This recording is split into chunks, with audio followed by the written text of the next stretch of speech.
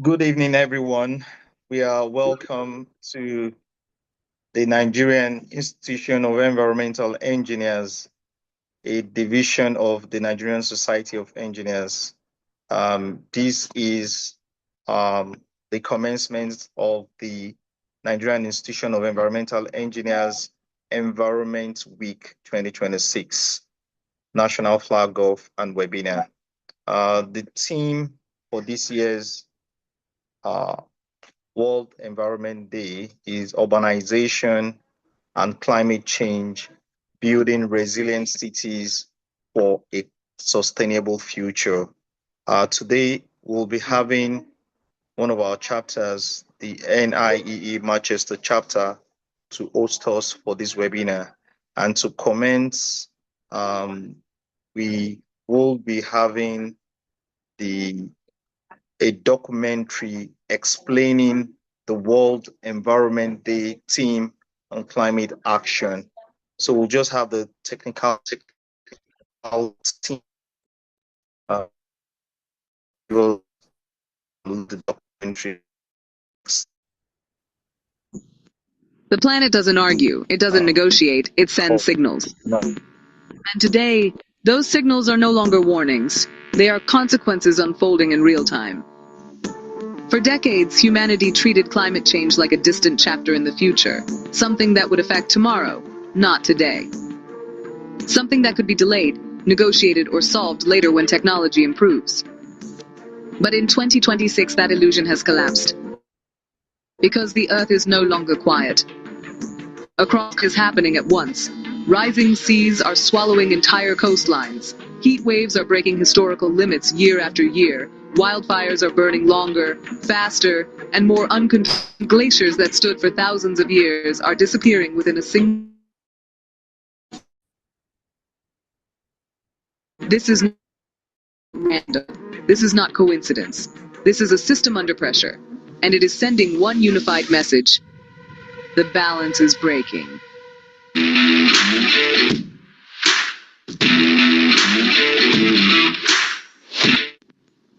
We are now standing at critical thresholds in Earth's modern history, the 1.5 degrees Celsius warming limit. Number one, treated as a warning line, has now become a repeated reality. But what most people do not understand is that climate systems do not respond gently. They respond in chunks. A small increase in temperature does not create a small problem. It triggers cascading instability across every system that supports life. Rainfall patterns collapse. Agricultural cycles fail. Heat becomes deadly. Oceans absorb more energy, making storms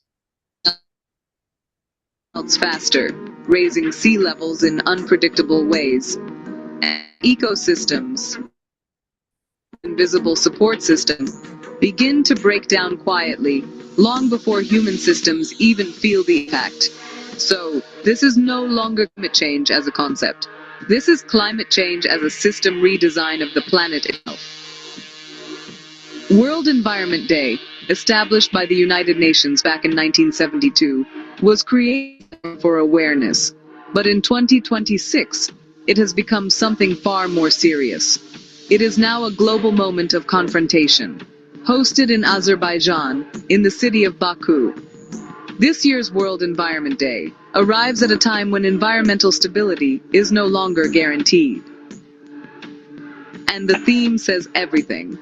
Inspired by nature, for climate, for our future. This is not just a slogan. It is a survival framework. It carries three truths that cannot be ignored anymore. 1. Nature is not separate from us. It is the system that sustains us. 2. Climate action is not optional. It is now survival critical. And 3. The future is not guaranteed. It is being decided in this generation. If history is honest, humanity did not fail because it lacked knowledge. It failed because it delayed action. And that delay was built on three forces: delay, distraction, and denial. We delayed because we believed there was always more time. We distracted ourselves with economic growth and short-term progress. And at times, We denied the scale of what was unfolding, because accepting it demanded uncomfortable change. But nature does not operate on belief. It operates on physics, and physics does not negotiate. We said 1.5 degrees Celsius was the limit. Now we are crossing it. And every fraction of a degree does not add a small problem. It accelerates every existing one. The crisis is no longer ahead of us. It is inside our present reality. But this is not the end of the story, because even in crisis, Earth sends another signal. A quieter signal, but a powerful one. A signal of transformation. Across the world, a silent revolution is already underway. Solar energy is expanding faster than any energy source in history. Wind power is reshaping national grids. Electromobility is replacing fossil fuel dependence. Cities are being redesigned to reduce heat,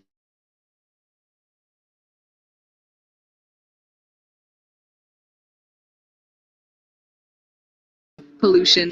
This is not symbolic change. This is structural change. We are entering a phase where sustainable systems are becoming more efficient than destructive ones. And when that happens, change does not slow down. It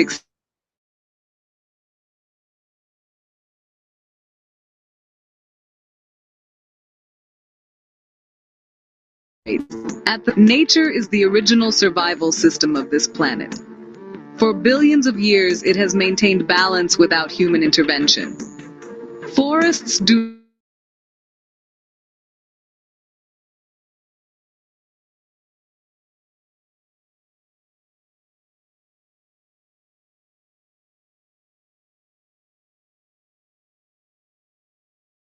becomes unstable. Reforestation, ecosystem restoration, sustainable agriculture, biodiversity protection. These are not environmental policies. They are survival strategies written by nature itself. As the host of World Environment Day 2026, Azerbaijan represents a wider global transition. A shift toward responsibility, toward accountability, toward action. Its commitments reflect this change. Reducing emissions significantly by 2035, expanding renewable energy capacity by 2030, building zero-emission zones, transforming urban sustainability in Baku. But this is not about one country. This is about a global realization, because climate does not recognize borders, carbon does not respect politics, and temperature does not wait for agreements, which means the response must be collective, or it will fail individually. Even in a global crisis of this scale, one truth remains powerful. Systems change when behavior changes, and behavior changes when millions of individuals act together. Every time someone reduces waste, saves energy, chooses sustainable products, or raises awareness, they are contributing to a global shift that no single institution can create alone. On its own, one action feels small, but multiplied across billions of people, it becomes the foundation of global transformation. At this point, the question is no longer whether change will happen. Change is already happening. The real question is something far more important. How fast will it happen? And whether we will guide it with intelligence, coordination, and urgency, or be forced into it through crisis, damage, and loss. Because the planet will respond either way. The only thing that remains unknown is the cost of delay. World Environment Day 2026 is not a celebration. It is a turning point in human history. A moment where awareness is no longer enough, where information must become action, where warnings must become decisions. The Earth is not asking for permission anymore. It is demanding balance, and yet it is still offering solutions. That is what makes this moment critical. We are not too late to act, but we are no longer early. The theme inspired by nature, for climate, for our future, is not symbolic language. It is a direction for survival. If we align with nature, learn from its intelligence, and act with urgency, a stable future is still possible. But if we delay, the consequences will no longer be reversible. The planet has already spoken. Now the response is no longer optional. It is ours.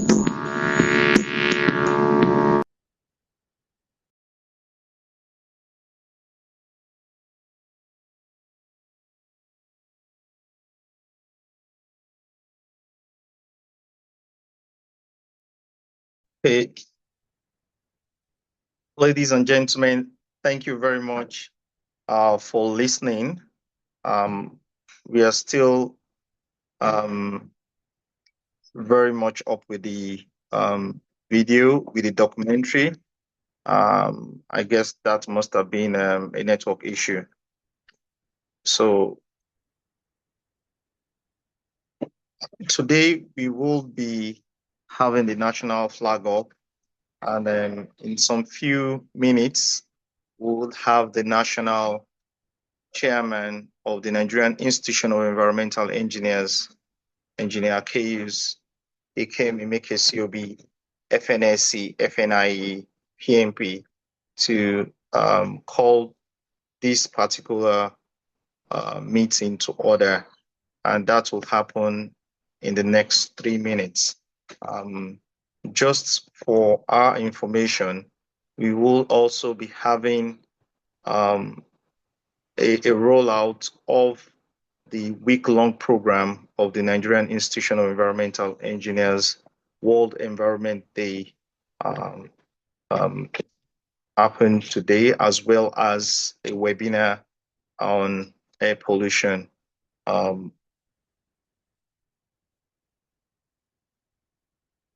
I'm sure that we all had a very wonderful time at work, and I can see that we do have a couple of distinguished leaders on this platform.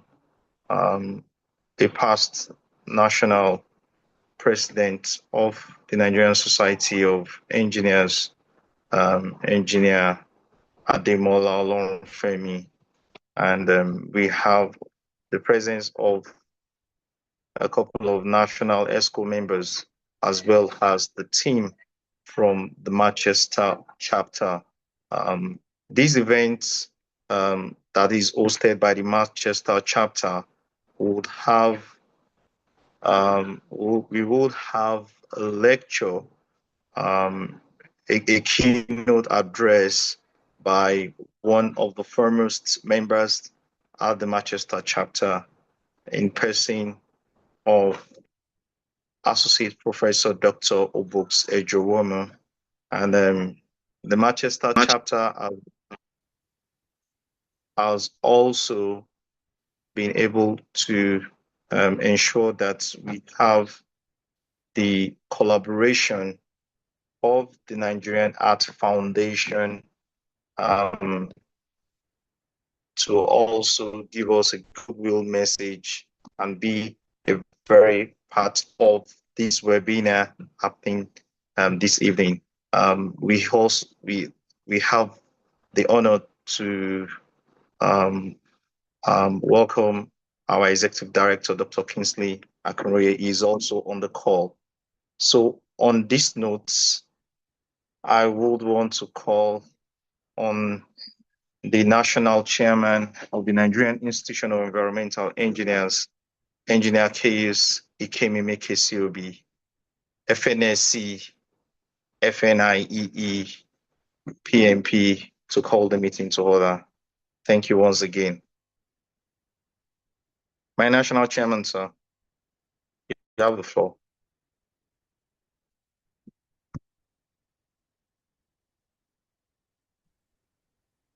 Okay. Good afternoon, gentlemen and ladies. Good afternoon, all.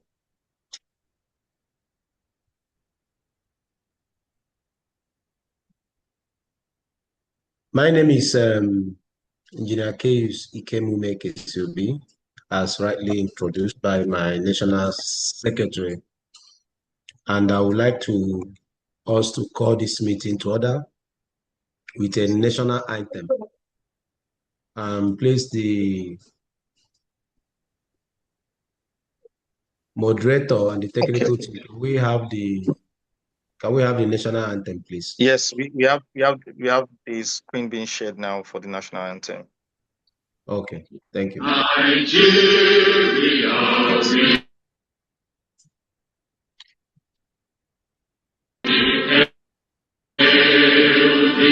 our own dear native land, though tribe and tongue may differ, in brotherhood we stand.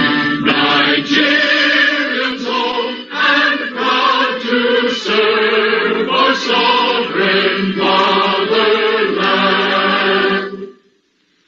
Our flag shall be a symbol that truth and justice reign. In peace or battle honored, and this we count as gain. To hang on to our children a banner without stain. Oh God of all creation, grant this our one request. Help us to build our nation where no man is oppressed. And so with peace and plenty, Nigeria may be. Yeah. Thank you. And we want to welcome each and every one of us to this very great occasion. And it has been said that there is no planet B for us, and there is no health without clean air. Climate change and air pollution are two sides of the same dirty coin. I would want to, on this very note, invite the national chairman of the Nigerian Institution of Environmental Engineers to give us a welcome address in order to give us a brief about what we'll be doing today. And it's no other person than our very distinguished engineer, Caius Ikem Emekesiobi, FNSC, FNIE, PMP. You have the floor, sir. Thank you. Thank you. Once again, I thank all of you here today.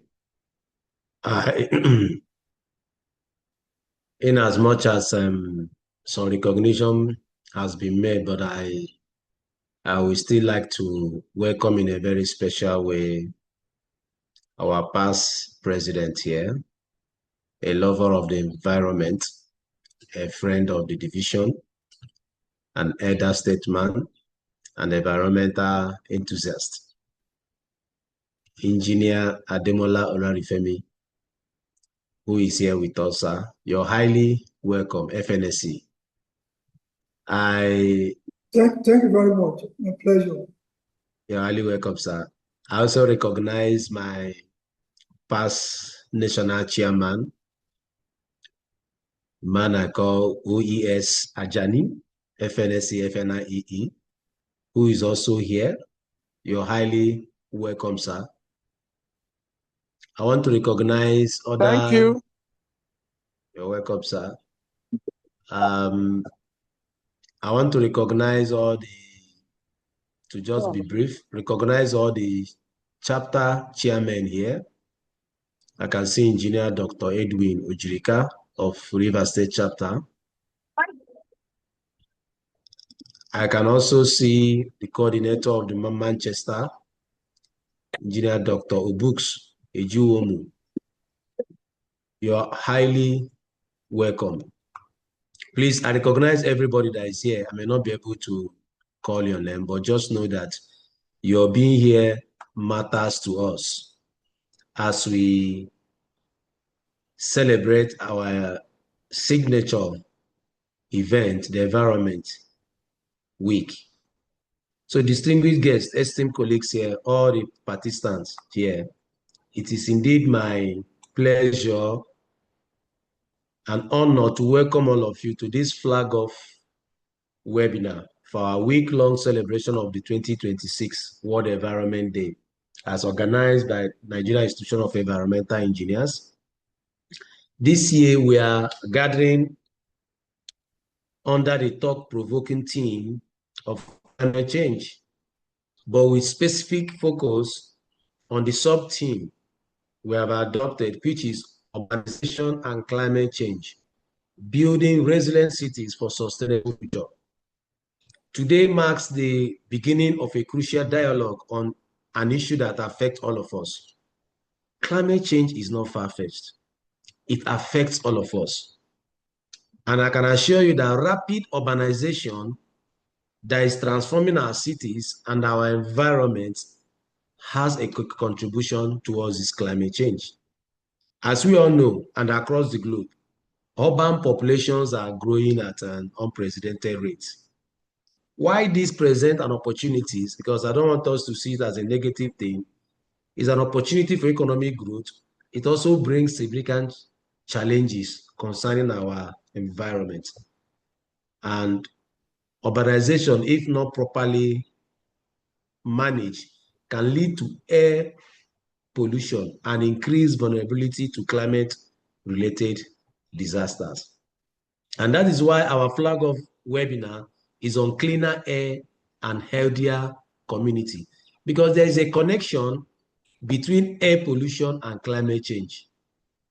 Most things that pollute our air also heat up our planet. So cleaning our air in our urban centers is a climate action. And climate action cleans our air. So they are the same battle. So this week, we aim to raise awareness about these pressing issues while promoting innovative approaches and solutions to build resilient cities that can withstand the impact of climate change. The NIEE recognizes that our roles as engineers and friends of environment extend beyond mere advocacy. We are here to lead initiatives that can foster environmental stewardship and sustainable urban development. Through a series of webinars, seminars, workshops, and community engagement we have planned for this week, we hope to explore strategies for enhancing urban resilience, including waste management, ecological restoration, and cleaner energy solutions. We will be hearing from leading experts in the field. We're going to participate in enlightening discussions, share our best practices that can guide our efforts in creating cities that are not only places of opportunity, but also a bastion of sustainability. So together, we look forward to empowering each other and our communities to take meaningful action against climate change. Building resilient cities requires collective effort, innovative thinking, and commitment to sustainable practices. So each and every one of us has a role to play. It's not enough to listen. We look forward to, through our collaborations, influence positive change. So as we embark on this week of celebration, I want to encourage and invite all of you to actively participate, ask questions, share ideas. Let us come together to inspire action, not just talk. Let's foster more understanding on this climate change. Let's illuminate the path towards a more sustainable future for our urban environments. Most of us live in the urban areas. So let us do this for ourselves. Thank you for being here today. Thank you for your commitment to the environment. Thank you for being part of NIEE. Together, I believe we can build cities that are resilient, that are sustainable, and that are vibrant for generations to come. I look forward to us making this week an impactful one. Thank you, and God bless you all. Thank you. Oh, Thank you so much, our distinguished national chairman, Engineer Kayus Ikemimeke, for this wonderful welcome address. We can obviously see that it is time to take action. In the past, it has just been, let's keep doing the awareness. But in 2026, it is a call to action. So all hands must be on deck to make this happen. And a lot of collaborations has to be done. And that is why today, on the influence of the Manchester chapter NIEE, we have the executive director, Nigerian Heart Foundation, to give us a goodwill message. He's no other person, our very distinguished friend of the Nigerian Institution of Environmental Engineers. We had several activities in the past as regards air pollution with the University of Manchester, as well as the Nigerian Art Foundation, about 2 to 3 events held in Lagos in the last couple of years. And the Nigerian Art Foundation, through Dr. Kingsley Akinroye, has been very, very helpful and impactful in ensuring that Lagos and Nigeria can accelerate the need to begin to close up the gap on the climate action. So on this note, I want to call on Dr. Kingsley Akinroye to kindly unmute and give us his goodwill message. You're most welcome, sir. Thank you, Engineer Yusuf. Good evening, all, and thank you also the president of the Nigerian Institution of Environmental Engineers. On behalf of Nigerian Heart Foundation, we want to thank you for inviting us to this meeting this year. Our collaboration has been over the last 3 years through the Manchester chapter and collaborating with Associate Prof. Obux and John Woman, and which we have worked together because air pollution is one of the risk factors that is growing all over the world as one of the risk factors for cardiovascular disease.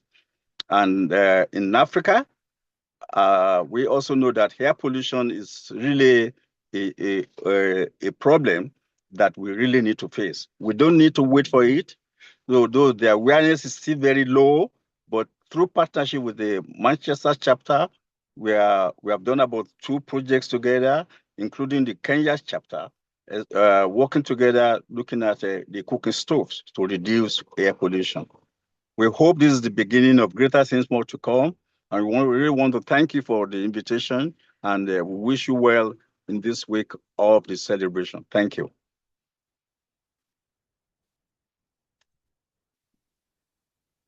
Thank you. I'm over.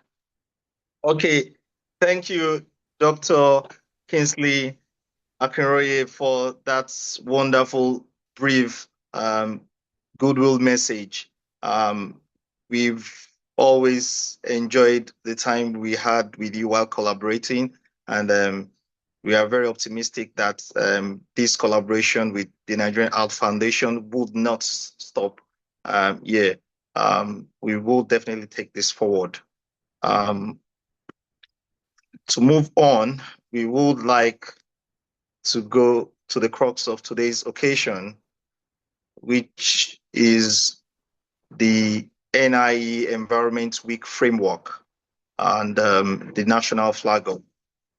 We will be having our very dynamic chairman of the World Environment Day Committee for 2026, a very distinguished professor at the University of Ibadan, in person of Professor Wasiu Ajagbe, FNSC, FNIE, to take us through the NIE Environment week-long framework to show how diverse and how inclusive this year's World Environment Day will be. It's going to be very loud, and there are a lot of events that have been packaged across all the state chapters.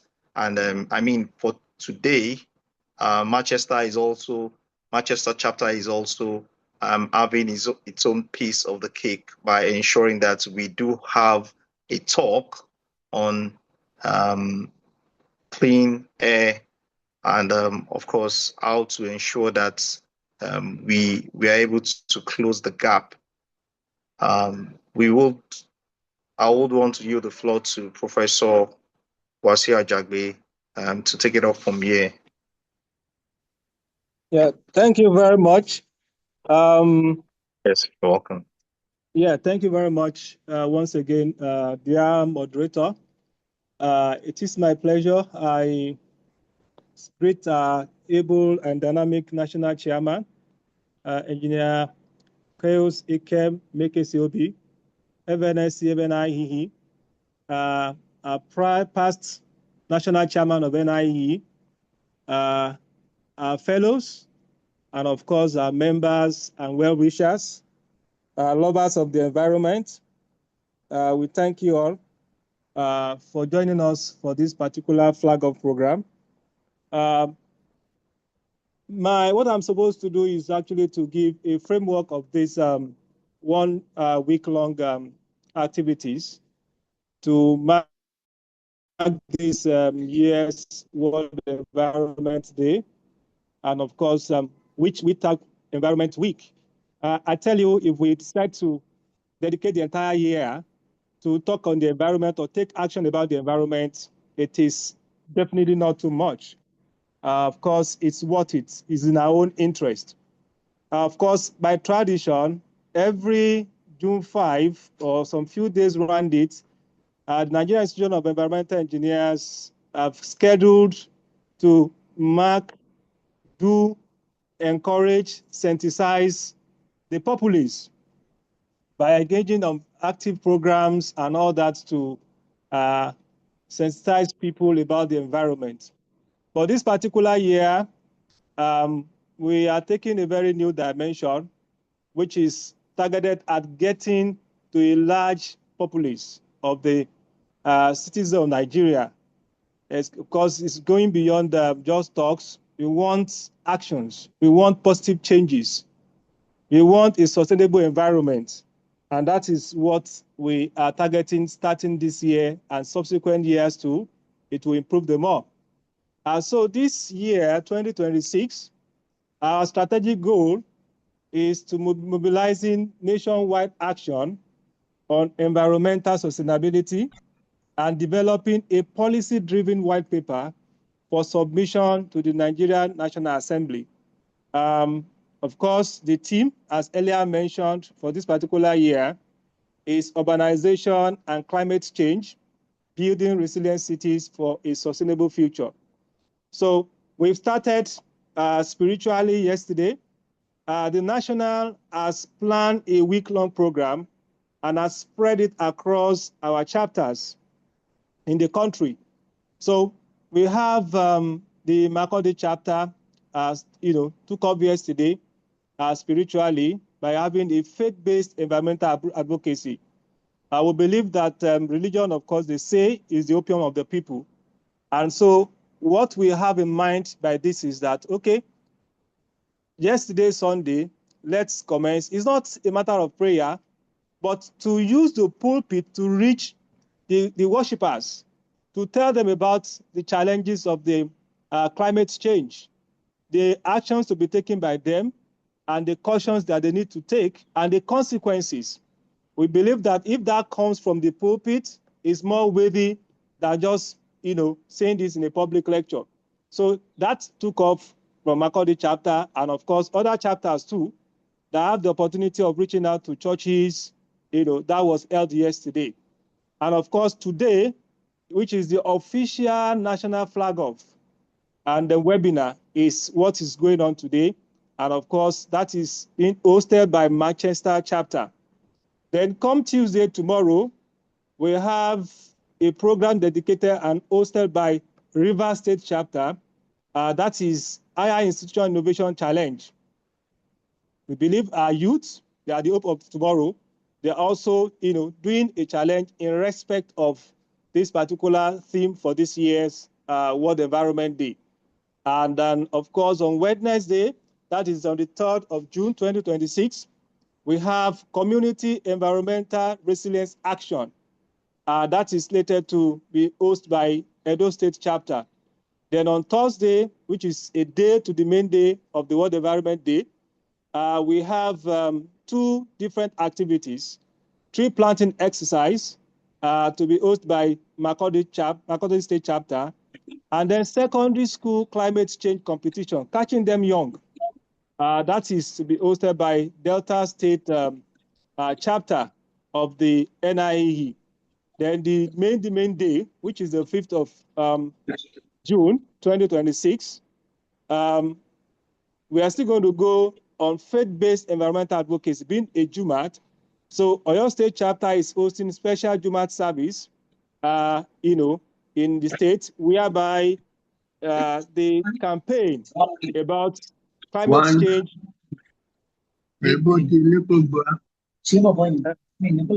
will be passed through the pulpit by the imams to the congregation on why they need to relate well with the environment. That same day, we are going to have stakeholder engagement forum by the Lagos State chapter.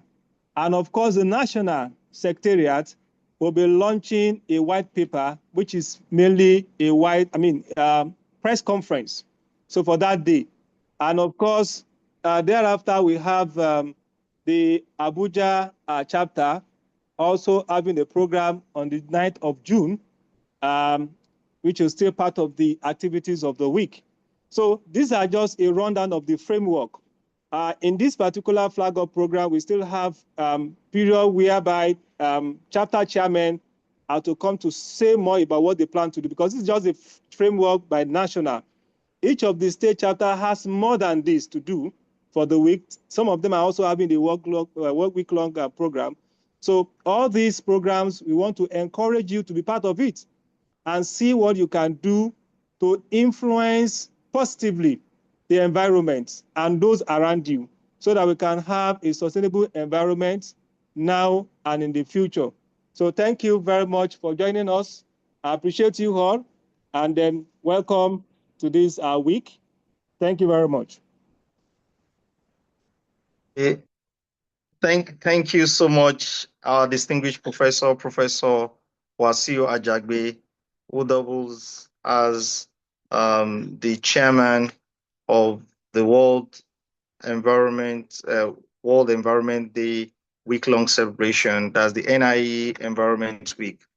So that has been the framework. It's a whole lot of events, a whole lot of catch-up to do from across the nation, and I know the state chapters will also have some time to give us more extensive talk about what they have in stock for us and how we can reach out to them. At this point in time, I would like to call on the National Chairman, Nigerian Institution of Environmental Engineer, to officially flag off the NIE Environment Week. The National Chairman, you have the floor, sir. By the standing on the existing protocol already established by the special grace of God and the common will of all the members of Nigerian Institution of Environmental Engineer, I, Engineer Keus Ikem Umeke Siobi, hereby flag off the 2026 World Environment Day week-long celebration.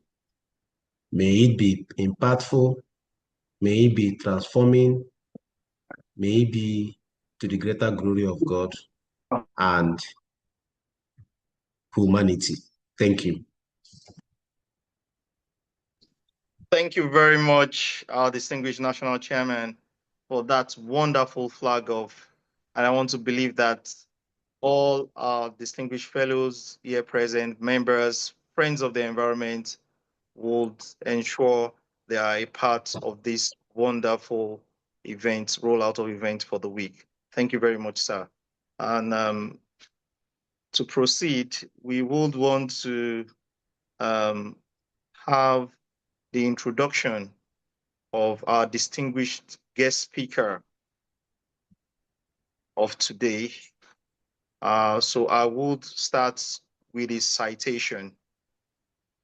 Our speaker today, before then, I would just like to let us know that our speaker today would be talking on cleaner air, healthier communities, making the invisible visible in a changing climate. And we obviously have the right person to actually do justice to this talk. Our distinguished guest speaker is a reader. He is an associate professor in sustainable built environment and project management at the University of Manchester, United Kingdom. His research advances sustainable and resilient communities through environmental health, air quality research, digital innovation, and social technical systems thinking. He is the founder and executive director of the Square Consortium, a global initiative deploying low-cost environmental monitoring technologies across the United Kingdom, Africa, and Australia to address air pollution, climate resilience, and health inequalities.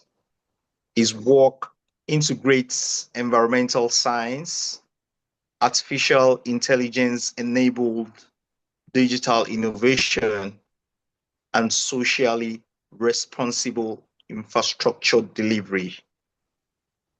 He has secured more than £2 million in research and innovation funding, leading multidisciplinary projects with direct policy, industry, and societal impacts. He contributed to the award-winning Bubble PAPR respirator through an EPSRC and NHS Foundation Trust collaboration supporting frontline healthcare workers during the COVID-19. He is a visiting fellow of the University of Melbourne, Create, and also a fellow of the Nigerian Society of Engineers. He is equally a fellow of the Higher Education Academy. To his credit, he has published over 100 peer-reviewed outputs and advises government and international partners on environmental health, climate-aligned infrastructure, and sustainable development, receiving consecutive Rice Awards and nomination for a British Diversity and Leadership Award. On this note, I would want to welcome to the podium our Associate Professor of the University of Manchester, Dr. Obuks Ejoromo, to kindly unmute and give his talk on cleaner air, healthier communities, making the invisible visible in a changing climate. Dr. Obuks, you have the floor. And just to add, he is also the current coordinator of the affairs of NIEE at the Manchester chapter. Thank you very much, sir. You have the floor. Can you hear me? Yes, Okay. We can hear you, but not so loud, not Okay. loud enough. Okay. Yeah. Okay. Okay, I think it's getting better now. Yes. Yes. So thank you ever so much, Engineer Yusuf Majolagbe, for the warmest of introductions. I couldn't have. Yes. I'm very grateful for that kind introduction.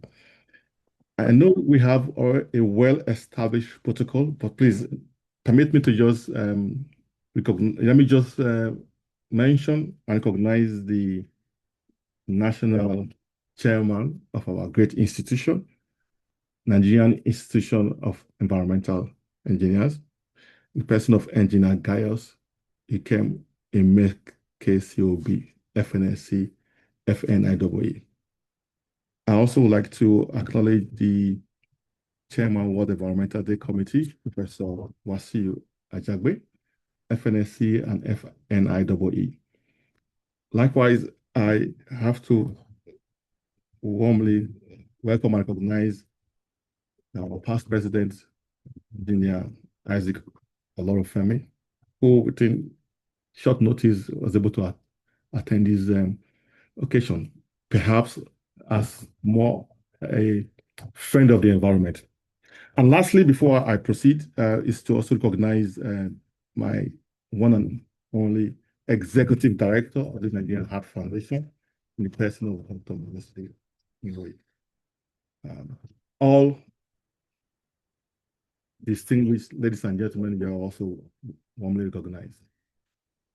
I think the theme for today's talk is quite clear: clean air, healthier communities, and making the invisible visible in a changing climate.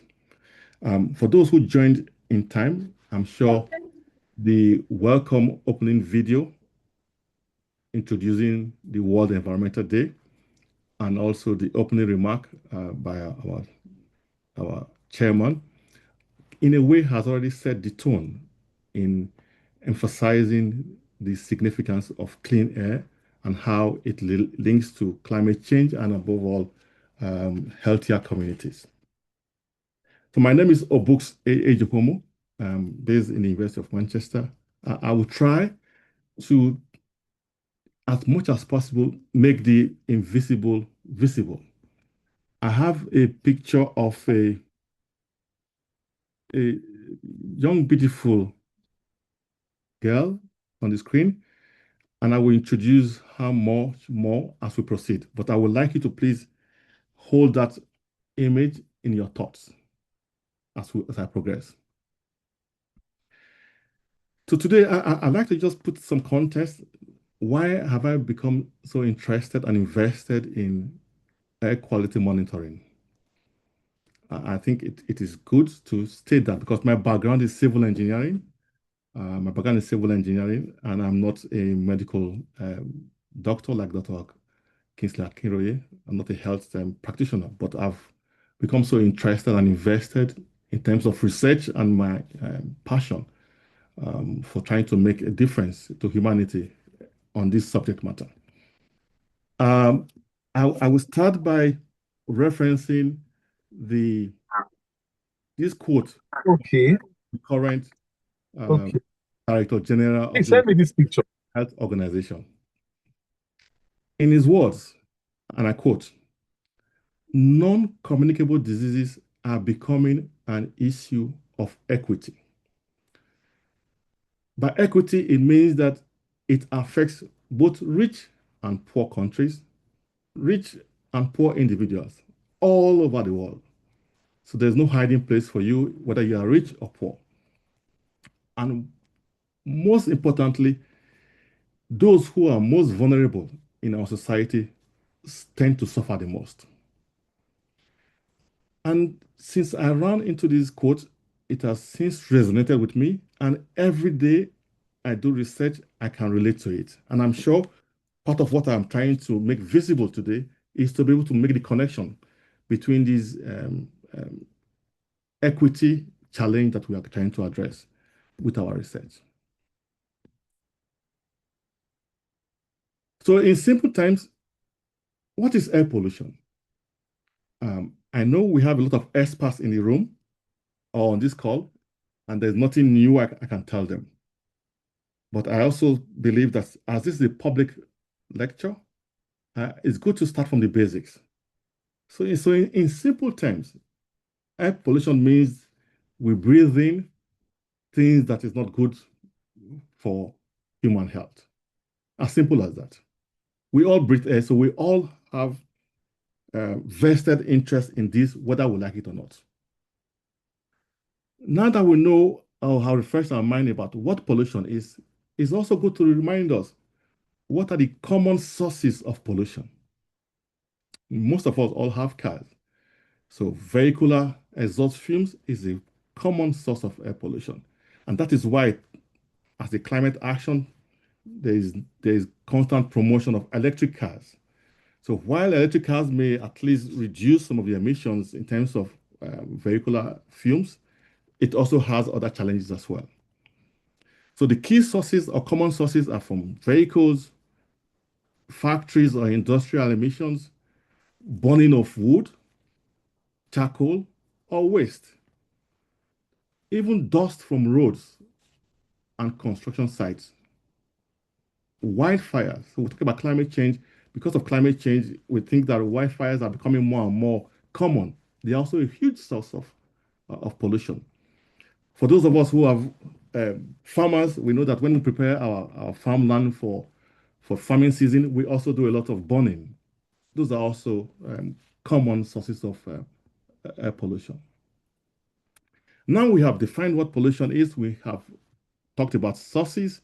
Perhaps it's also good to emphasize some common pollutants.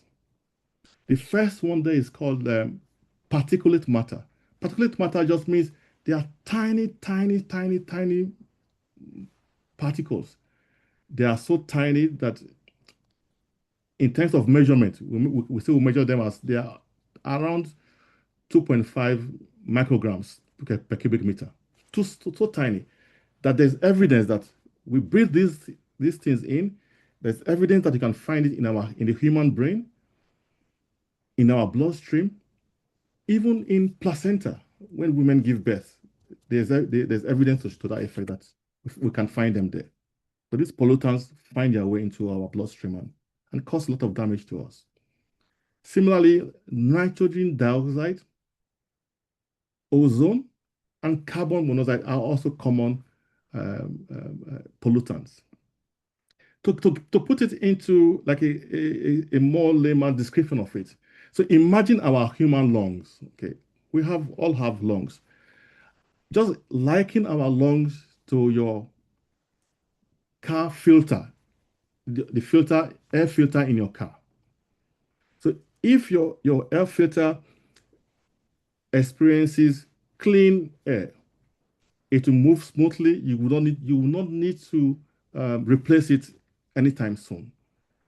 But should you have a fuel filter that passes through or collects a lot of pollutants, with time, it will cause a lot of damage to the filter itself. That is why we often would like to replace or renew our filters when we go for car service.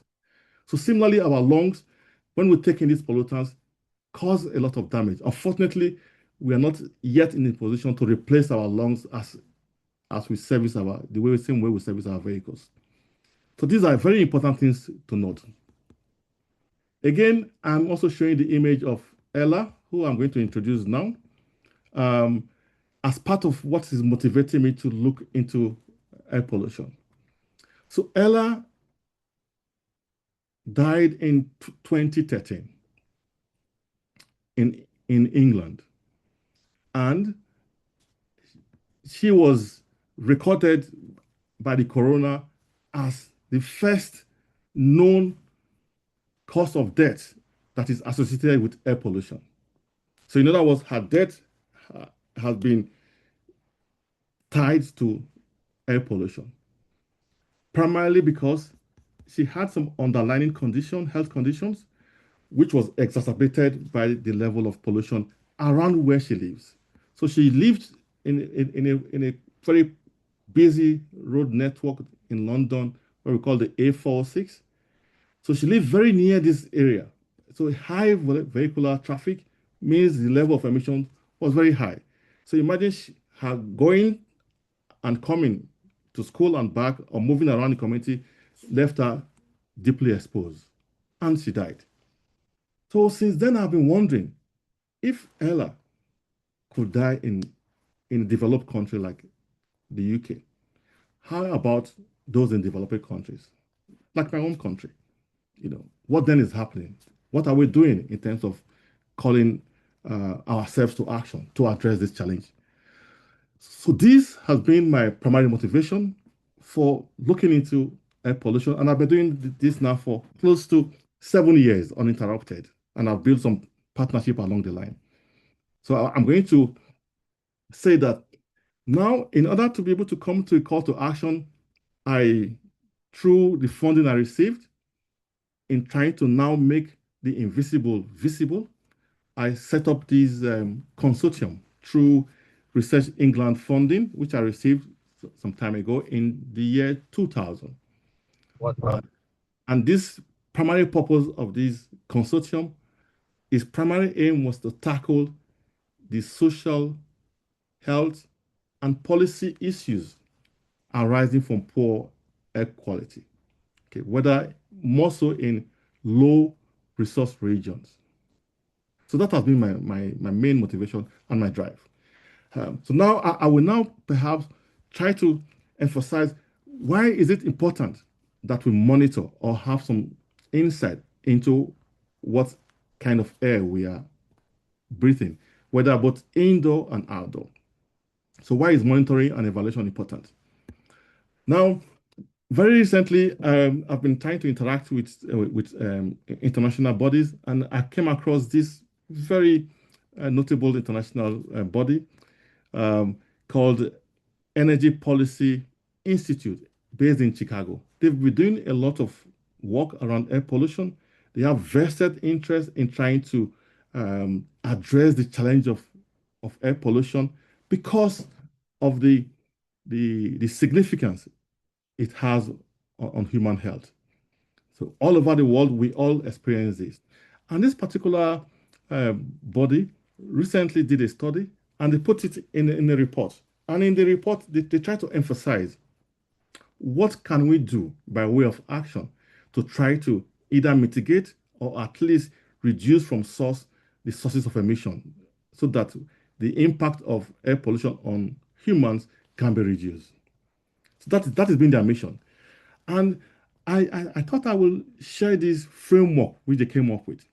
This is a very simple framework, but this framework is trying to say that they've developed a framework that they use to identify countries or locations where there is opportunity to do more to reduce air pollution. And they have different criteria for assessing the needs or identifying such communities. And these key points, I will just randomly touch on a few of them, are quite relevant. Relevant such that it is what we must do to continue to make the invisible visible. More so because these particulate matters, we don't see them, so we often don't respond to the danger that it poses to us as humans.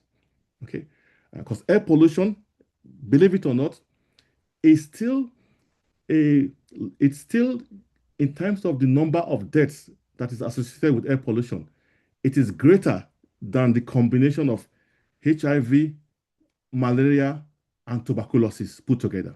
So if you put those who die yearly as a result of tuberculosis, HIV, air pollution still are far surpass them. So it's very important. So if it's such important challenge, such as air pollution, why then are we not monitoring it? Why then are we not mindful of the sources of pollution? Okay, so this particular body has put together some frameworks, and they've identified that, for example, factors determining opportunity scores assigned to countries. So they rank countries based on the awareness based on the number of monitoring that is going on within that country, and based on the level of the nature of standards that are in place to monitor and at least effect policies that will make it, that will at least, if not stop, but at least reduce air pollution within the country. Okay. So if I take, for example, this one here, said in-country interest for local monitoring. In other words, through awareness, just as the Nigerian Institution of Environmental Engineers are through this 1 week event trying to create awareness. It means that the more people become more aware about the dangers of air pollution, the more likely they're able to respond to the mitigation strategies or government policies to reduce this impact. Okay. So this is one example of that. So if we look at our community today, are we familiar? Do we know of any open source platform where we can assess and determine the level of pollution within our country or within our community? Right? There are quite a few that exist. A lot of work has been done in this area. People continue to do more work in this area. So I'm not in any way saying that nothing has been done. The government has some policies, but the most of the policies and information are often top to bottom. So the awareness is not coming from bottom up, but at least it should be bi-directional if we must address such a serious menace to human health and society. So this sets the stage for me to now go back and now look at some data. Also from EPIC, that's the body in Chicago. They also now, interestingly, I will try to look at this map and try to make sense of it with you. So this particular map is trying to show and compare. This first phase of the map is showing resources to address PM 2.5 pollution. Okay? Health burden due to air pollution. So if we look at the amount of people who die or suffer from pollution in the world, and you group them by developed and developing countries, you find that Africa, Asia, and Latin America still have got the highest burden in terms of air pollution impact. Okay? This is Europe, US, and Canada. The impact of air pollution in those countries is not as much as you find in Asia, Africa, or Latin America. However, in terms of resources invested in addressing air pollution, the graph in a way reverses itself. Europe, US, Canada spend a lot more money in trying to combat air pollution than the rest of Asia, Africa, and Latin America combined together. So we have like a conundrum here. We have a country that has high level of pollution, but they have near zero investment in addressing air pollution. And those countries that has little, suffer from little impact of air pollution, they still invest much more than you would expect others to do. So this kind of dichotomy is part of why we must call to action. What are we doing to address or invest or support the awareness around air pollution within Nigeria? So Nigeria really is going to be my focal point for today. And I looked at one of the open repositories where you have current air pollution monitoring stations in Nigeria. So this is OpenAQ associated with EPIC. Their role is their mandate is to first support the monitoring of air pollution, in this case, outdoor air pollution, and ensure that everybody has got access to it. There's no restriction of access. If you want the data, you can get access to it. So that transparent and open source information is part of their contribution to support awareness and at least mitigation strategies. So if you look at the map of Nigeria, right, you can see the western part of Nigeria, okay, seem to have a lot of coverage in terms of air pollution, active air pollution monitoring stations at the minute. Of course, if you look at north, very few. Eastern part, also very few. Okay, it means that we need to do more in ensuring that we monitor, because as they often say, what you don't monitor, you cannot measure, and what you cannot measure, you cannot mitigate against. So that means we can do more or do much more in trying to monitor air pollution within our country, Nigeria. Similarly, and also very interestingly, there's something they call Google Trend. So those of us who listen to Arise every morning, there's something they call what's trending. Okay, what's trending means what's happening in the country. Okay, and it's a common feature for those of us who listen to Arise TV on the morning show. So similarly, there's something they call Google Trend. It helps us to also put in a keyword, and it will collect information relevant to that keyword. So as of this morning, I put in the keyword air pollution, and I geolocated it specific to Nigeria. And I clicked. Over the last maybe 6 years, how often does the word air pollution manifest or is mentioned, or there is a search around air pollution? Interestingly, the top 5 states in Nigeria that continue to want to create, that are in search of information about air pollution came up as Yobe, Katsina, Jigawa, Gombe, and Borno. Remember, I'll just go back, okay, and let you know. In terms of measurement, the ongoing measurement activities is almost zero in that part of the country, okay? But yet, when it comes to sentiment analysis, we call it in statistics, okay, the people who are interested are those from that part of the country. What that therefore means, there's massive opportunity for us to mitigate or support or at least change behaviors in those locations, much more than places like Lagos that we saw in the map. So here we have 37 regions. You'll be surprised.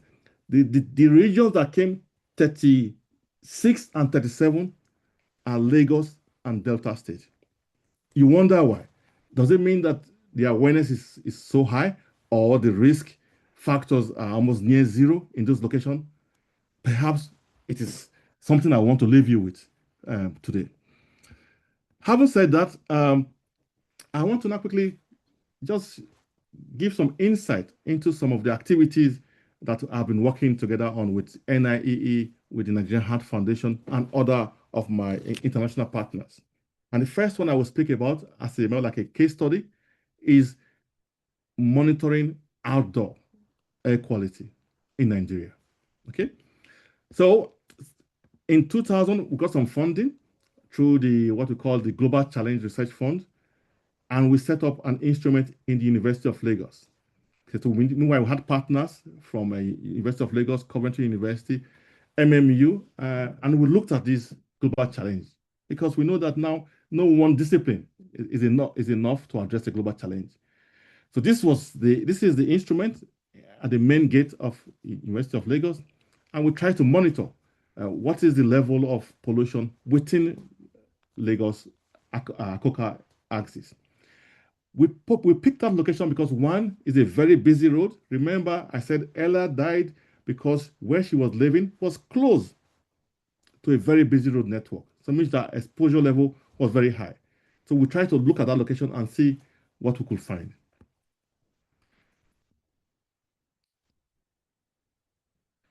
So we have our local partners, of course. NIE was our local partner, NSC, and a lot of work went into that through the NASDRA, I think the space agency in Abuja. We're also part of our initiative. The Nigerian University Commission supported us by trying to disseminate and communicate all of our activities across the country, which meant that all participants came from all the universities in Nigeria. Now, why did I go into Lagos State as our first entry point? Lagos, like we know, is high density, heavily populated. And we try to check by looking at some summary statistics of data from Lagos to find out, just to get some sense check, what is the level of health burden within Lagos. You'll be surprised that the things that people report to Lagos hospitals for commonly between 2018 and 2019 were largely respiratory and cardiovascular diseases. Respiratory and cardiovascular disease. I'm happy Dr. Akiro is here. Dr. Akiro is here. In his remark, in the Goodwill message, he did reference that there's a strong association between cardiovascular diseases and air pollution. Okay, so I'm happy that he's here. He can speak more to the medical interpretation of that. But this is what the data showed. I've since gone back to the Ministry of Health in Lagos to get more recent data. It's now almost 2 years. I haven't been able to get that data, just to update this information, which means we need to learn to be open with data. Because when we are open with data, we can address global challenges. If we can't have data to understand the problem, we cannot address the problem. So it's also an appeal that we please must encourage data transparency and data availability for those who do research. I also want to use this graph. These are secondary data collected from Lagos. We could also see here that when you look at cardiovascular disease and respiratory disease, and we try to profile it by gender and age group, to me, it was a surprise that over 45% of people aged below 56 years old reported for cardiovascular disease. Of course, I'm not saying that air pollution is the only reason, okay? But of course, there could be other sedentary lifestyle impact, but this is what the data showed to us. Also, in terms of respiratory, we found that those who are very young, the children, also have very high data on respiratory challenges. So if we add 1 and 2 together, and if you remember my description of the lungs as an air filter, if you live in a polluted environment, both indoor and outdoor, I think the logic can also support what the data is saying.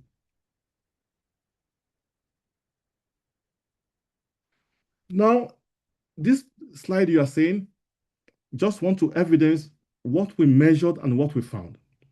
This dotted red line is where the World Health Organization, WHO, says should be the baseline for air pollution. This dotted line here, okay? 15 micrograms is the 24-hour average exposure that you should not go beyond. But throughout, okay, the measurement, we can see that the level of pollution within the region of Lagos where we measured is a lot higher than what is expected as a baseline. Okay, of course, we try to do some simple interventions, assuming those who are in these exposed areas, if they wear mask, okay, face mask, what difference will it make? So that is what these plots are showing. It actually showed that if you wear the N95 mask, for example, okay, you will be protected if you are in this polluted region. Okay, but of course, how many of us can afford to buy the expensive N95 mask? So there's also an economic interpretation or connotation to that intervention. Okay, we also try to say somebody who is at the gatehouse, if they did a shift rotation, what difference will it make to their health in terms of exposure? And we didn't find much difference, but the main difference comes from wearing face mask. Okay, now I move on to so on the back of this study, we have some publications already. Okay, but I won't dwell on them. But I think they're quite interesting. These other publications, we developed a methodology for forecasting PM 2.5, which is one of the culprits in terms of air pollution challenges. And interestingly, it also pleases you to know that in Nigeria, we have 2 seasons, rainy season and dry season. And the level of pollution between these seasons, the relationship is also significant. Okay, we tend to find that air pollution tends to be more during the dry season. I'm sure you can relate to that. During Harmattan season, there's more particulate matter moving around the air. So the exposure is higher. So if you know this information, you can at least try to make some adjustments to that. Now, of course, we've measured, we've published, but of course, what is most important is policy. If we cannot influence policy as a mitigating strategy, then we cannot go far. If we cannot create awareness and begin to develop some human capacity within the country, then we cannot go far.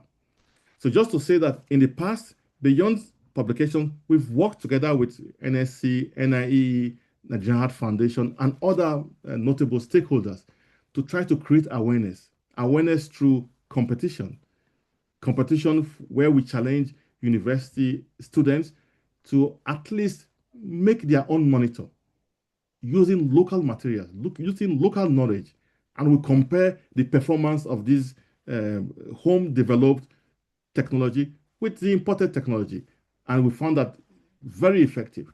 Okay, here are some examples of what our Nigerian students designed and developed, and we tested and showed that it performed quite reasonably well when put side by side with the imported local sensor. The cost for manufacturing this was less than £100. Okay, so which means that with some continuous refinement, the cost will certainly go a lot lower. We've also tried to, in the past, organize activities that will encourage the voices of the future to also participate. So this event we did, I think, in 2022 in Lagos to create some awareness. We invited school children to be part of this interaction and engagement so they can at least begin to relate to what air pollution is and how to monitor it and how to at least begin to come up with mitigation strategies.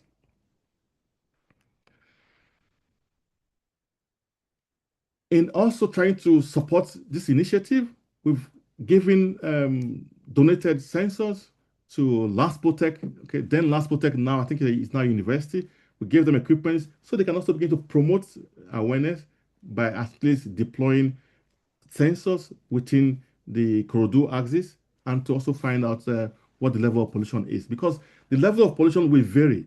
Kind of pollution you will see in the coastal part of the country will be different from what you will find in the northern part of the country, which means when we begin to design policies and standards or interventions, not one policy can fit all.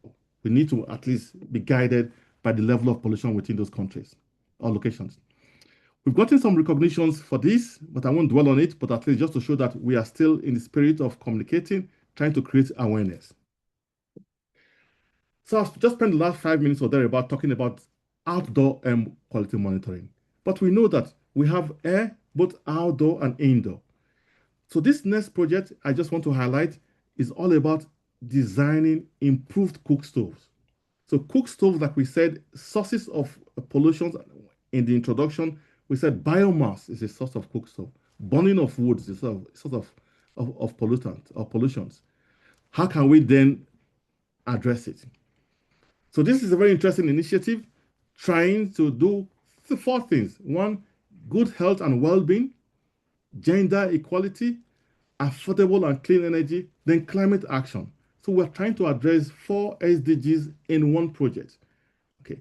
So the purpose of this is that we know that most times children will be beside their mom when their mom is cooking in the kitchen. So imagine a child that is beside a mom and the mom is cooking using biomass like firewood or coal. The level of exposure to that particular child is massive. So we try to come up with simple strategies on how to improve the cook stove within rural communities. So these are rural communities, not cities. So what you will find as an example of cook stove in the rural area is different from what you find in the cities. So to that end, here are examples of what we found to be baseline cook stoves in Kenya, in a rural part of Kenya, Kericho. This is the cook stove, which is common to our what we call our three-stone cook stove, but this is one used in the Maasai communities of Kenya. This cook stove is inside the room, so they sleep in this room. Their bed is in this room. So you can imagine the level of exposure these Maasai indigenes are exposed to. Of course, this is a firewood of an improved cook stove inside of a house. You can see the soot here shows that the level of pollution within that kitchen is very, very strong and can cause a lot of damage for human health. So these are examples of the kind of cook stove that we found in the rural part of Kenya. Okay. So we installed both our sensors, both indoor and outdoor, to try to monitor urban areas, trying to track different sources of pollution. So here is a dump, a waste dump, which is also a source of pollution. But of course, those of us who live in Lagos or some other communities, we have open burning of these waste dumps, and they're also a massive source of pollution, which also has a lot of climate implications for us as well. Okay, so this is just quick photo shoot of some of the activities we did in Kenya, trying to track and understand pollution. Again, this has been published, but I won't dwell on it, but I will just move straight to what I found very, very interesting. So for the Kenyan project, okay, now we monitor, we design and improve the cook stove for rural women. But of course, for the rural woman, okay, spending $10,000, no, $10, okay, or $5 equivalent in local Kenyan shilling to buy a cook stove or to improve their cook stove can be very, very challenging, not affordable. Okay, so what we did as part of this project, after designing in conjunction with the local rural women what an ideal cook stove should be in terms of the local community, we provided them with what we call a seed fund. Seed fund is like giving like money to assist them to at least form a community. Okay, we have trained them on how to make cook stove, giving them money to at least continue to drive that initiative. Okay, and when I did a baseline report this year, so that means 2 years after the project closed, we went back to do what we call monitoring and evaluation. And I can find that in one of the communities, okay, where we gave them Kenyan shilling equivalent of 200,000 Kenyan shilling, not only have they continued and sustained the initiative, they have even made profit. They have grown their table banking portfolio from 200 to 350,000. Okay, so which means that beyond just clean cooking, there is also building economic resilience. So for the rural women, they can make money, they can sustain themselves, and they can begin to support their family even much more. Okay, and interestingly, here is a photo of the community of people in rural Kenya, Ebenezer women. They now even have an identity. So they from the profit, they bought clothing to identify as those who are involved or beginning to drive the initiative of what we call improved cook stoves in that rural area. What an amazing set of women driving the initiative. So if you imagine, in terms of scale, if they made a profit of maybe about 150%, imagine if you gave them $1 million and that initiative spread across all rural communities in Kenya. It means that that initiative can also grow a lot more than we have seen here. So look at the scaling opportunity there. So for the cook stove project, we've been getting some recognition for the cook stove project, but I will move straight to what I think is the intersection between indoor and outdoor. So of course we have established that air pollution is bad. We've shown an example of an outdoor monitoring, an example of indoor monitoring through cook stove improved design. How about the intersection between outdoor and indoor? Okay, so this is a project here in the UK where we'll look at a school. Okay, schools are often places for children, and children, when they are growing, they are still in their formative stage. It means they their lungs, for example, is not yet mature or strong enough. So giving any exposure to pollutants, it has very, very lifelong lasting implication for them. Okay, so for this school project, we designed something we call the dynamic classroom. This means that once you are in the classroom, depending on the level of pollution, both indoor and outdoor, the windows will automatically open. So assuming the window was open, but the level of pollution increases outdoor, we know that pollutants can make their way from outdoor indoors. The windows will continue, we just close automatically. And the degree and speed with which it closes will depend on the level of pollutants outdoor. So likewise, if the indoor is more polluted than the outdoor, the window will open. Okay, and we can see that not only has this got implication for energy efficiency, it also has financial benefit and savings for the school, because it means that they optimize their use of energy, and also the students tend to also perform better. Okay, because once they are uncomfortable, either too hot or too cold, then they are not attentive in class. So there are a lot of co-benefits that came out of this project. So this is the actual classroom. These are the windows. These are the we fitted something we call actuators that enables the windows to open and close automatically. And I think what was also very interesting for this project is that within the classroom, we had a building information system that enabled that, like a dashboard. So in real time, the students could see when the pollution increases, and once it begins to increase, the windows begin to open. It means they were also beginning to learn to understand these different sources of pollution, the timing of the pollutants. For example, when it is pickup time, a lot of vehicles come around the school, pollution begins to rise. Okay. I think I got a few more slides now, then we can go. Dr. Books, yes, time please. is not on our side. Thank you. Yes, We need yes. to wrap up. I'm going to wrap up now.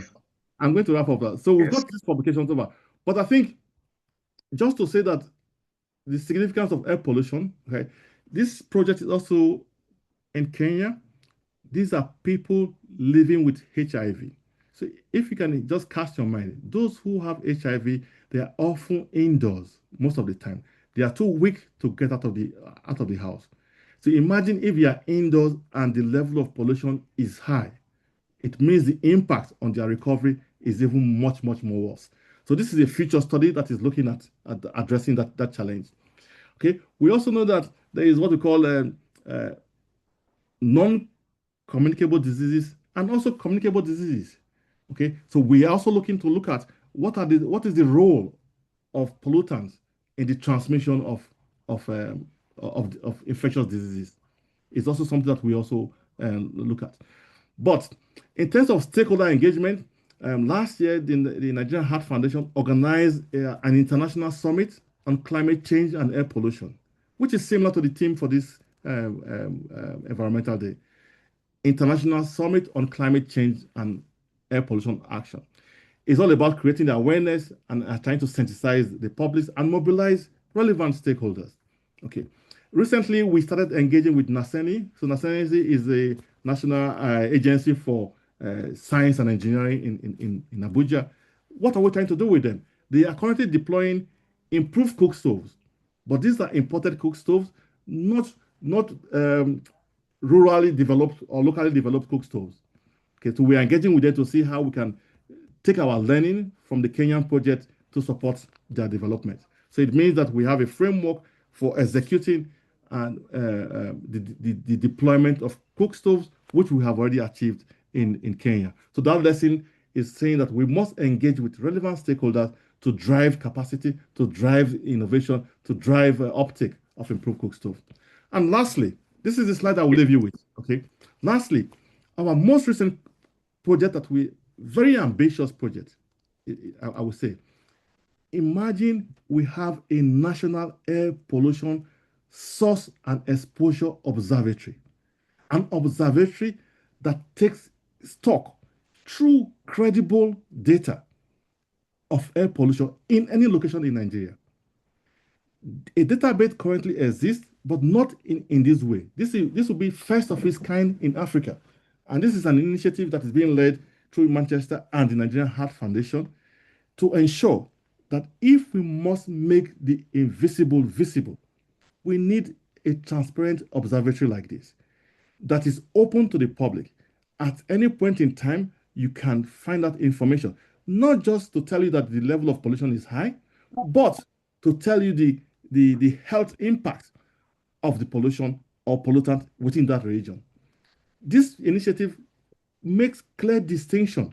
So if you are in Port Harcourt, most likely the sources of pollution from Port Harcourt will be related to refinery activities. If you go to a state like Taraba, the main sources of pollution will not be largely linked to refinery activities.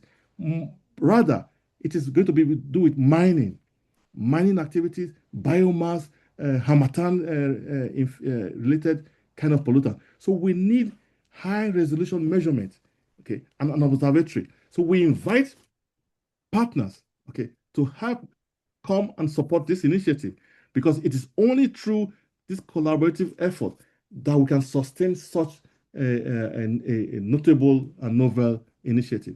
So I think on that note, I would say thank you very much. And I'm so passionate about this subject matter. I just couldn't help but I apologize for running over time. But over to you, please. Yes, thank you, Dr. Associate Prof. Obrooks Ejoromo. This has really been insightful. I mean, if it shows that you have actually put a lot over the years in order to save lives, not just about the environment, but this is connecting public health issues.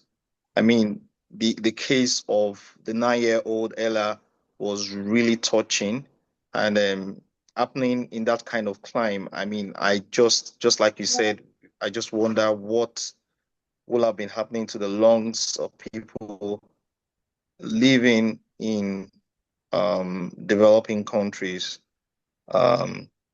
We need to this is a call to action. We need to do a lot. I know we will have a lot of questions, but for the want of time, we just want us to drop it on the chat box. So after taking the chapter's presentation, I'm sure that we'll still have maybe respond to one or two questions that are very critical. I know on the call, it's important that we know that we have some very important dignitaries that joined along the line. We have the presence of the immediate past national chairman of the Nigerian Institution of Environmental Engineers, Engineer Dr. Nureni Adegoyega. We also have the presence of Professor Ezekiel Adeniran, one of our distinguished fellows, and someone that has contributed so much to the growth of NIEE. We also have the president of Engineer Adireti, Director Oil and Gas in Lagos, and of course, Engineer Ademola Olonfe, he has been introduced. He has actually played a key role in ensuring that the connect between the University of Manchester, Nigerian Art Foundation, all of those collaborations have been done in the past under the watch of our past president of Nigerian Society of Engineers. We also have the presence of Engineer Ojoworo, Director of Transportation in Lagos, some of the National ESCO members, Engineer Folabi Gege, Dr. Eziani, one of the ex-officials. We also have key officers like the River State Chairman, Dr. Edwin Ojurika. We have Engineer Francis Etafo. We have Engineer Mustafa. We have Engineer Dr. Muritala Tijani. We have Engineer Efisimama, Engineer Bridget Damjo. I mean, I can just keep on calling the names of all these key personalities, but I mean, time is not on our side. So we'll want to go to the chapter presentations, and the first chapter we have on the call is the Abuja chapter, led by our chairman, Engineer Uche Patrick Obikele, FNSC, FNIEE. Is she on the call? You can kindly unmute. If she is not on the call, can we have Engineer Bridget to fill in? And I mean, that's what we're going to have for all the chapters. When we don't have the chapter chairman present, we would like one of the committee members, because the committee is also widespread. We have about every member of each chapter in the World Environment Day committee. So I don't know if Engineer Bridget could come up to help. Yes, sir. Good evening, sir. Okay, you have the floor, ma. Okay, Just sir. in Thank you. 2 minutes. Okay, sir. Thank you very much. Good evening, National Chairman and National ESCO's past chairman, our seniors in the House, and fellow colleagues. My name is Engineer Bridget Dushma Damjo, WED Chairman for Abuja Chapter, NIEE. Sorry, my chairman said she's in a meeting. She sent me a text. So we're going to have a public lecture coming up on the 9th of June, which is a Tuesday, scheduled for 10 a.m. And our team is the national team, which is Urbanization and Climate Change, Building Resilient Cities for a Sustainable Future. We'll have a subtopic that talks about sustainable waste management and circular economy, waste to wealth, waste to energy. And then we're going to have radio jingles starting from the 5th. We'll have one on the 5th of June on the World Environment Day itself, one on the 8th and one on the 9th. We're also engaging the students in our program. We're going to have a quiz for them about the environment, various topics under the climate change action. And in addition to this, also with the program, let me see, we're supposed to have 3 activities. Okay, the jingles, we're publicizing it on national televisions also. Then the students and the public lectures.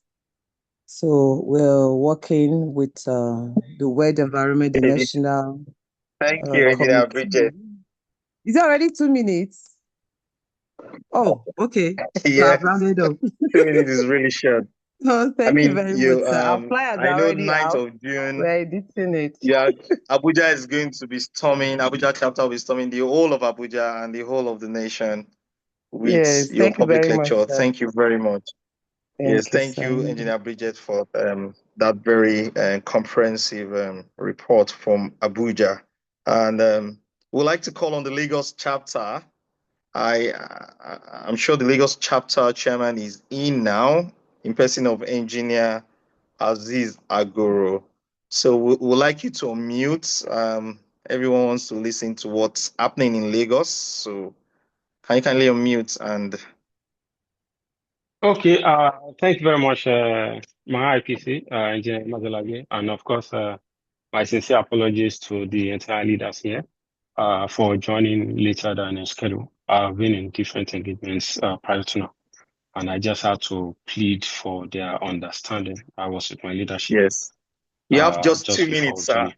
So, basically, our focus is more of we plan on engaging stakeholders, across board in the NIE sector chapter, Lagos NIE chapter, and the program is scheduled for Friday on the 5th, and it's going to hold at our secretariat, and we have different programs also lined up for engagement of students on that day.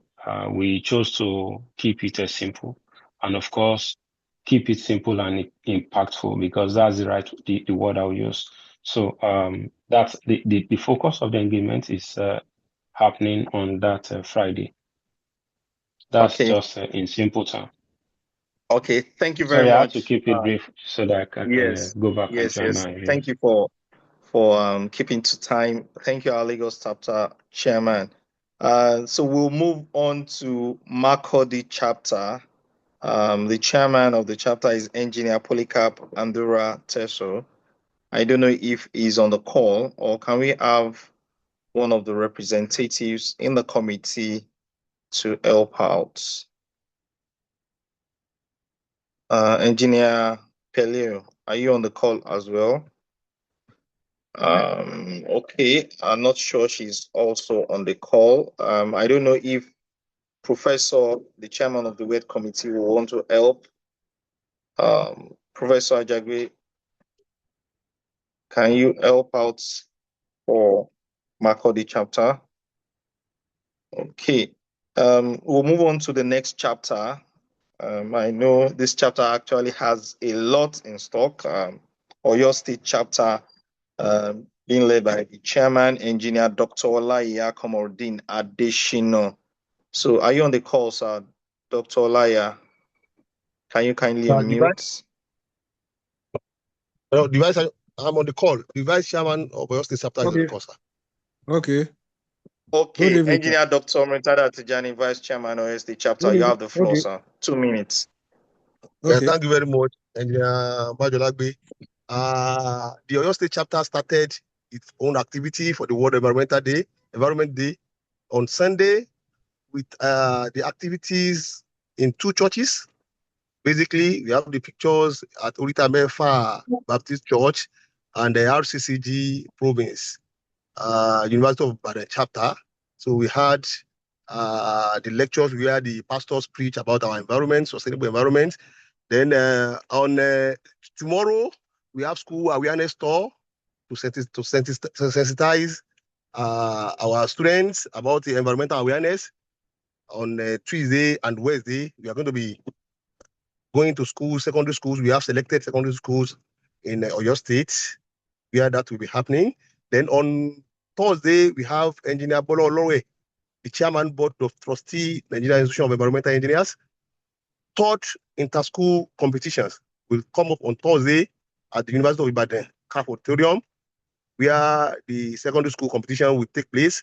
Then on Friday, June 5, we'll be having, we collaborated with Lee City University, Department of Environmental Earth Sciences, to have a public lecture, of which we have the 3 guest speakers, including Engineer Professor Ezekiel Adeniran here to deliver speech. Then after that, we have special Jumat service by 1 p.m. immediately after on that same Friday.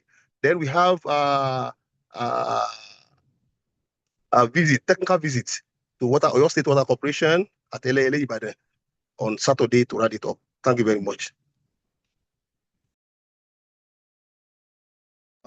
Thank you very much, Engineer Dr. Murtada Tijani, the Vice Chairman of your state chapter, for that concise presentation.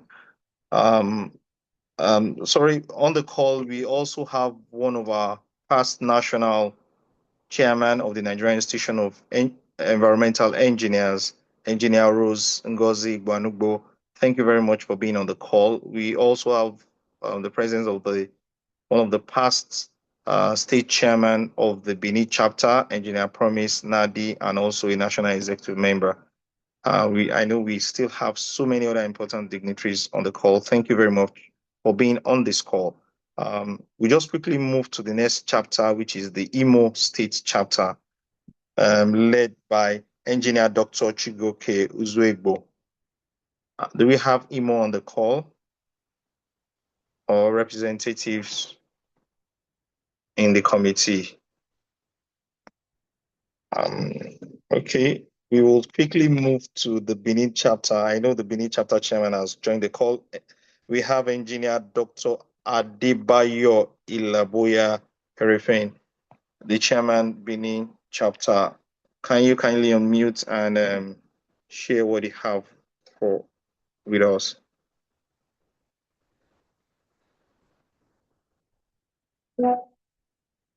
Okay. Or can we have Engineer Promise Nadi? Okay, Engineer Adebayo. Yes. You have the floor. Okay, I'm great. here already. Engineer Doctor, you have the floor. Yes, thank you.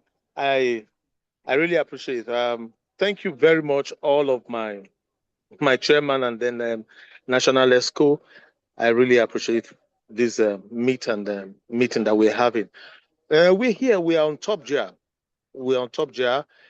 On Wednesday, we are doing community environmental resilience action. We're going to do some form of community development around the area. The Vigilante group is going to be with us. The security schools are going to be around. Some well-meaning persons are going to be there. And they want to clean the area around and emphasize the importance of NIEE. And then, it's a big one. We've been working around the clock and all of that. So we are doing that on Wednesday. We have actually started putting piecing things together. But on the 5th, which is the grand finale, we are having in the morning first, we are collaborating with the Ministry of Environment and Sustainability to do a road walk with them. And then with our branded NIEE T-shirts and face cap around the city, and then do road walk and do some maintenance with our mother body, which is Ministry of Environment and Sustainability. And then later in the day, have a blown out public lecture, by one of our high reputable academia at the University of Benin, engineer Dr. Agbonaye. And now, this flyer, immediately after I finish making this statement, the flyers will begin to fly. You will see them in the various chapters. And then we're having a very strong one. And then, most importantly, I like this because I like visibility. I like being known. I like being seen. We are collaborating with the media body, with the strong media body. The chairman of the managing director, I beg your pardon, of EBS, which is our main body, is going to be around. As a matter of fact, we've bidded him for an award for NIEE on that day because it's going to be both award and public lecture and superb enhancement and knowledge. Then the VGN, Vigilante Group of Nigeria, because this is security, environmental security, is one key issue that we're going to talk about. And then we are going to bring him in, and then Doctor. All right, sir. I'll stop Okay, here. Stop here. Thank you. But it's a lot. I know you have It's done a lot. It's a lot. I just wanted to highlight that. So we are doing that. But you will see all of that thing, and then we'll bring it to the national and let you know. Thank you so much for this opportunity. I appreciate. Thank you. Yes. And yeah, Dr. Adebayo, I mean, we saw your efforts, even going around the elders in Edo State, visiting Professor J. Yorobo. I mean, that's really very commendable. It shows that you already have the blessings of the key stakeholders within the Benin chapter. Thank you so much. So we would call on the Asaba chapter, led by the chairman, engineer Johnson Ogana. Do we have him on the call or representative from Asaba? I know we have engineer Francis Etafo on the call as well. Okay. Asaba, do we have anybody to fill in? Okay. If we do not have, we move to another chapter, the Rivers State chapter, led by the chairman, engineer Dr. Edwin Ejirika. He has been on the call right from the start of this event. Thank you so much, chairman. Yeah, thank you very much. Good evening, everyone. Quickly, let me run along with what we have here in Rivers State chapter. The focal point from NIEE National actually stated public awareness campaign, school outreach program, environmental sanitation, tree planting, public dialogue. And number 2, actually school outreach program. And we were specifically directed to do institution innovation challenge.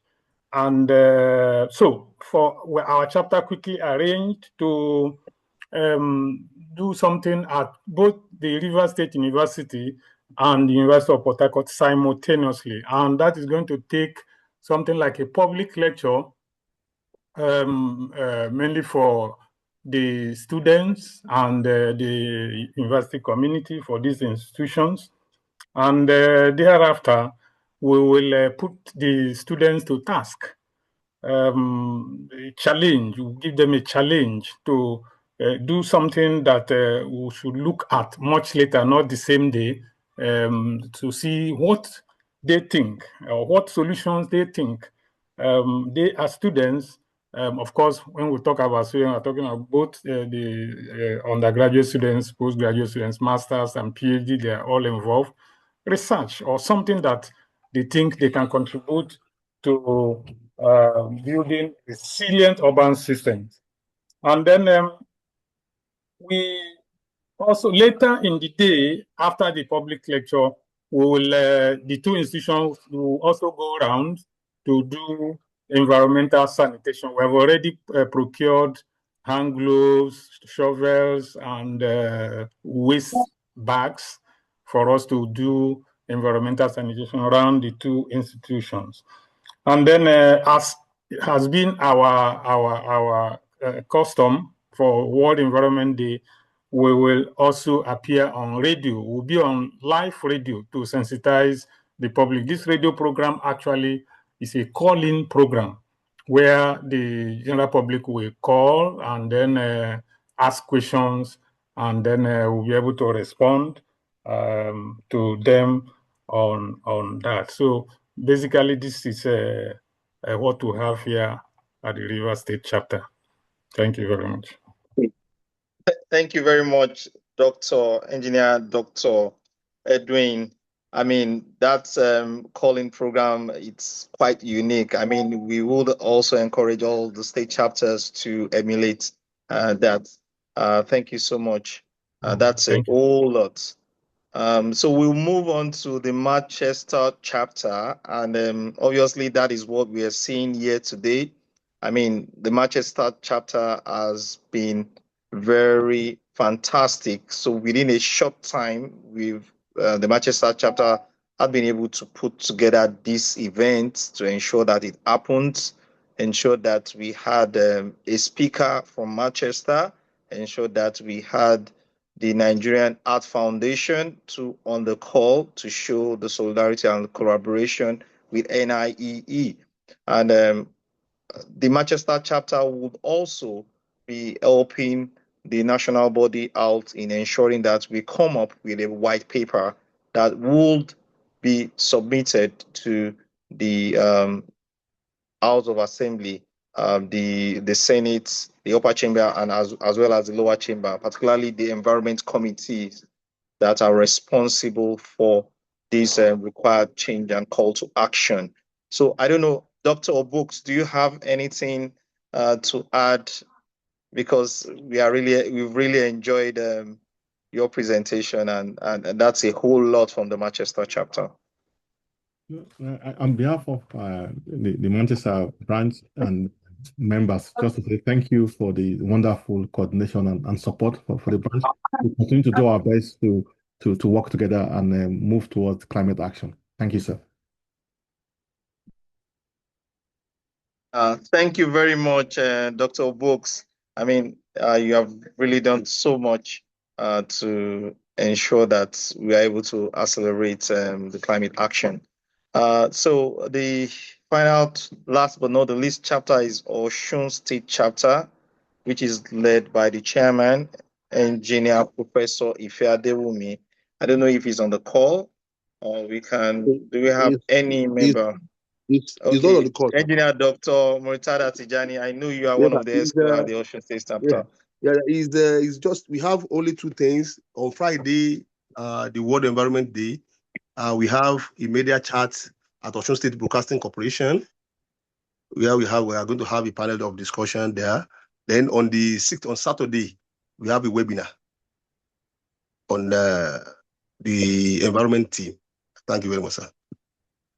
Okay, thank you very much, Engineer Dr. Tijani Adekilekun Murtada. So we are closely coming to the end of this session, but we promise that we'll check if there is any question. Engineer Books, I don't know if I don't know if this is a question. or maybe an advice. It says here on the chat box that to the co-host, this communication will be of relevance to occupational physicians platform covering various manufacturing costs in the organized private sector. So fun could be become well placed in being a stakeholder or collaborator in related studies and for governmental regulatory agencies. Grateful if Professor Book's presentation could be made available to me for this offer of license. And he had shared an email, polyhealthlinks@gmail.com. That's Dr. Akinero Akintola, consultant, occupational and family physician. I think that is just a call for more collaboration and a call for action. So I don't know, Engineer Books, do you have anything to say to this before we call it a day? No, I just want to thank Dr. Akintola for that olive to collaborate. I will reach out to him immediately after this meeting. I have his email address, and I will happy to share the slide with him when I email him. Okay. Yeah, we also have someone appreciating you that we feel free to that wants us to look into your website, the www.squareaqi.co.uk. Yeah. So and another appreciation here saying that they are glad to have listened to the effects um, of air pollution.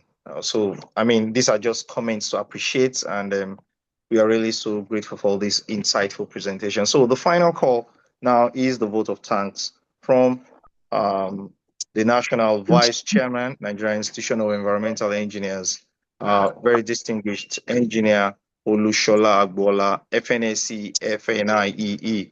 So, can you kindly unmute and give the vote of thanks, ma'am? Thank you very much, Engineer Majolagwe. Thank you, my able Gensec. Yes, thank you. You're welcome. Good afternoon, everybody. Good afternoon, ma'am. On behalf of Nigeria Institute of Environmental Engineers, it is my privilege to deliver the vote of thanks for today's section. First, I would like to extend my sincere gratitude to our esteemed presenter, Engineer Obuks Ejowomu. That was wonderful. That was real to the in-depth, and I love the example of Ella that you gave. You did not give an example of somebody that is here, but that if it's happening over there, what is going to stop it from happening here except we take action, except we move in, except we change our mindset, except we get it right with our environment. Thank you very much, sir, for taking the time to share that groundbreaking research and mention that specific example. I really appreciate you. Thank you very much, sir. I want to thank you for joining us for this urbanization and climate change building a sustainable future theme of this WED this year. And on this topic, cleaner air, healthier communities, making the invisible visible in a changing climate, you have done wonderfully well. Thank you once again. I want to thank the national chairman. This is just his baby idea. Engineer Keyus, he came make a COB FNIC, FNIEE. Thank you for your leadership. Thank you for this great idea. I want to thank our past national chairman of Nigerian National President of Nigerian Society of Engineers, Engineer Ademola Olorunfemi, my daddy. Thank you for joining us, sir. Thank you, my mommy, Engineer Ngozi Ugbanugo, as the past national chairman. Thank you very much. And the first female national chairman of Nigerian Institute of Environmental Engineers. Long live ma. Thank you for being the mother of the house. And it's a very big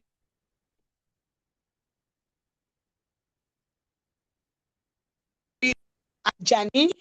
OES, Engineer Shesa, Engineer Nureni Okuyemi, I want to thank all the chapter chairmen, all the national ESCOs, and I want to give a big shout out to Engineer Professor Wasiu Ajagbe and his team, the committee that really put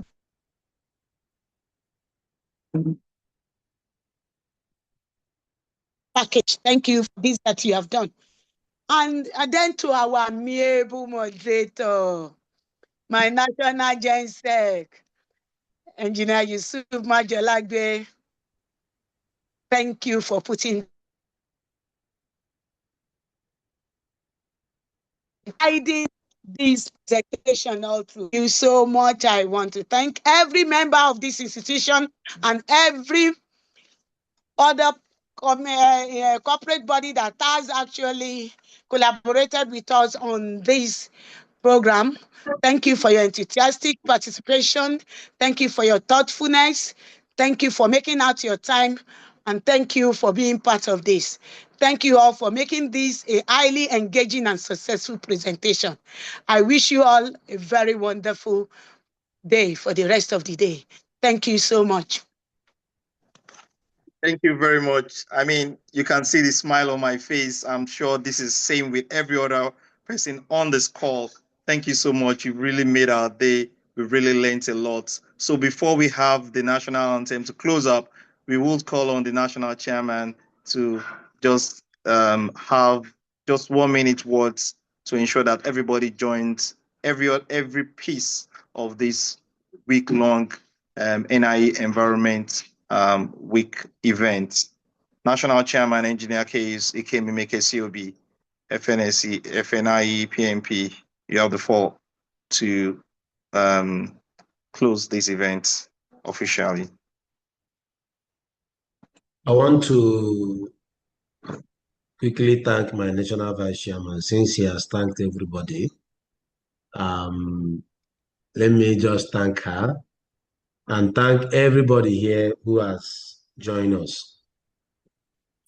I was imparted today. I don't know about you. I know you also imparted. Yes, I have. We have spent 2 hours, fruitful 2 hours, and I'm grateful to be here.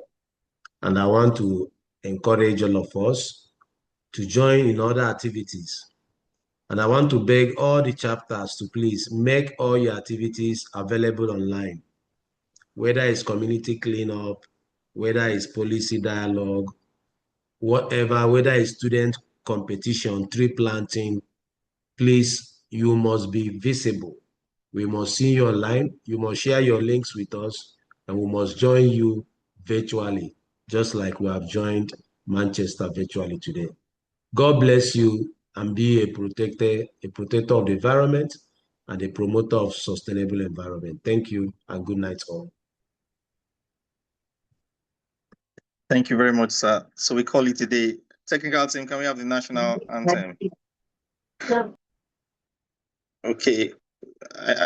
We'll just read the third stanza of the national anthem to close up for the day.